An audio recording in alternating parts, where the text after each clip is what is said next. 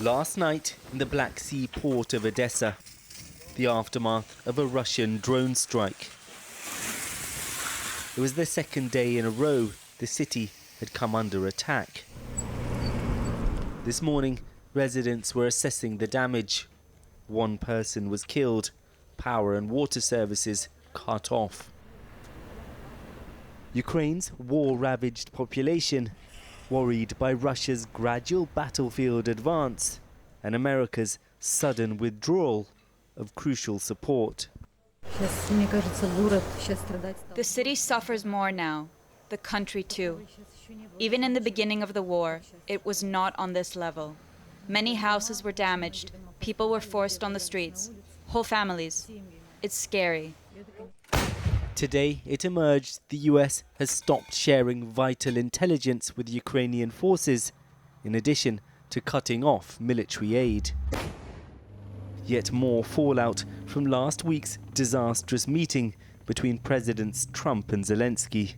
American intelligence data is regarding Russian strategic bombers. We are tracking Russian ballistic missiles with its help.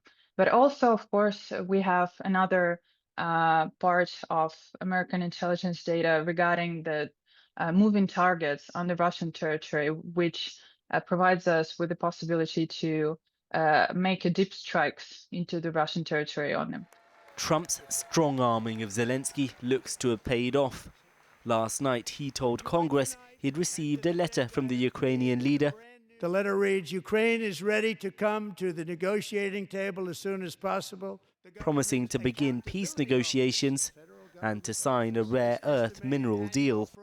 Today, a top Trump official held out the possibility of a resumption of support. We have taken a step back and are pausing and reviewing all aspects of this relationship. But I just got off the phone before I walked out here with my counterpart, the Ukrainian National Security Advisor. I think we're going to see movement in very short order. But it's clear to America's allies, old relationships don't count for much with the new US administration. In an effort to boost self-reliance in Germany, politicians forming a new government announced plans to drastically change a constitutional cap on borrowing to boost defense spending. Europe needs to be able to defend itself, said the man set to become the new Chancellor. In Britain, the Prime Minister still hopes to persuade President Trump to provide Ukraine with more tangible assurances. The President made absolutely clear his commitment to Article 5 of NATO, absolutely clear that he would have our backs because of the relationship between our parties, and agreed that our teams would sit down together to talk through security guarantees.